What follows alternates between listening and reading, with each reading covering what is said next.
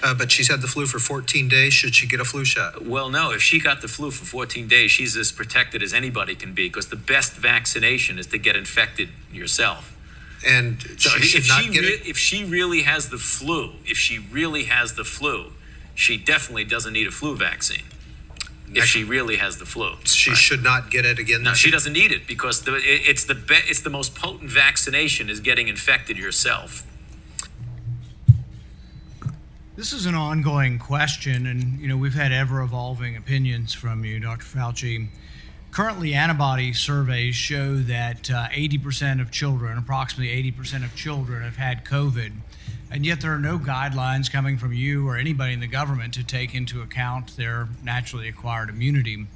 You seemed quite certain of yourself in 2004, but in 2022, there's a lot less certainty.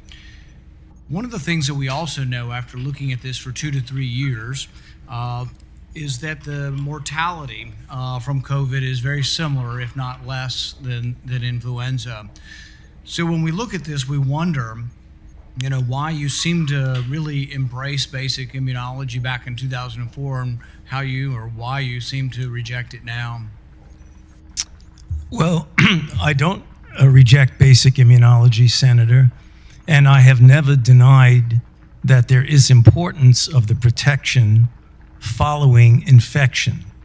However, as we have said many times, and as has been validated by the authorization by the FDA through their committee and the recommendation by the CDC through their committee, that a vaccination following infection gives an added extra boost. And that film that you showed is really taken out of context. I believe that was when someone called in who had had a reaction to a vaccine and asked me through a telephone in the interview if they should get vaccinated again. So it was in the context of someone who had a reaction.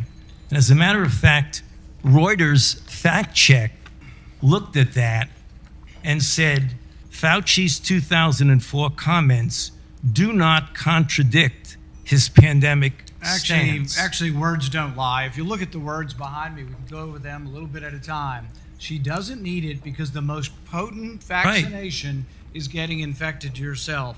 It is true. It is true, Senator. It is a very potent way to protect. So when you're trying to tell us that kids need a third or a fourth vaccine, are you including the variability or the variable of previous infection in the studies? No, you're not. Because when you have approved vaccines in recent times, and the committees that have approved it for children don't report anything on hospitalization or death or transmission.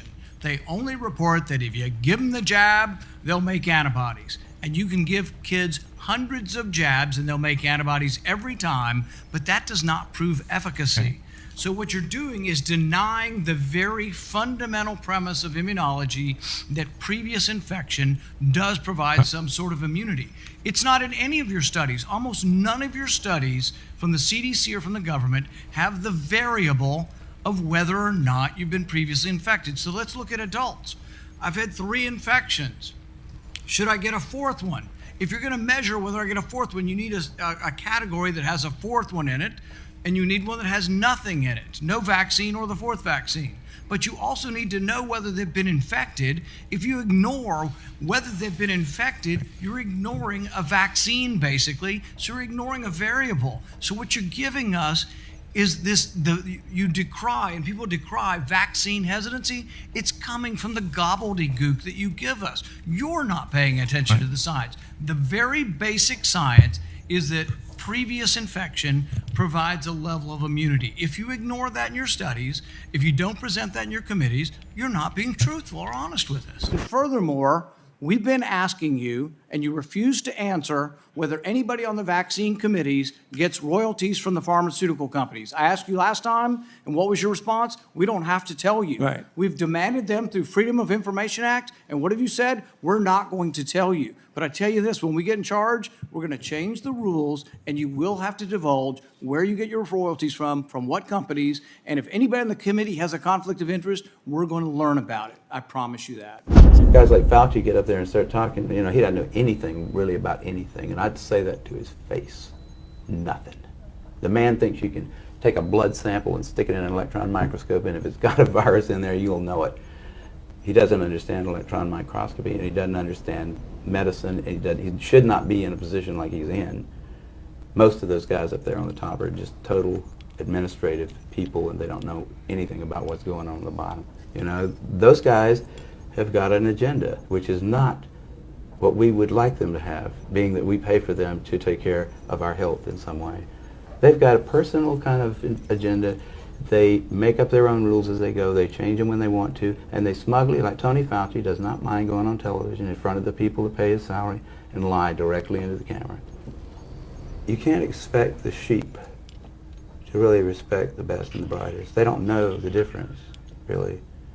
I mean, I like humans. Don't get me wrong, but basically, the vast majority of them do not possess the ability to judge who is and who isn't a really good scientist.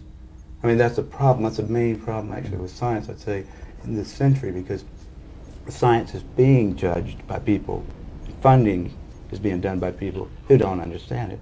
Okay, who do we trust? Fauci? Fauci doesn't know enough to, you know. If Fauci wants to get on television with somebody who knows a little bit about this stuff and debate him, he could easily do it, because he's been asked. I mean, I've had a lot of people, president of the University of South Carolina asked Fauci if he'd come down there and debate me on the stage in front of the student body, because I wanted somebody who was from the other side to come down there and balance because I felt like, well, these guys can listen to me, but I need to have somebody else down here that's going to tell me the other side. But Fauci didn't want to do it. Everybody wants to put this pandemic behind us and feel and hope that it doesn't exist. It does.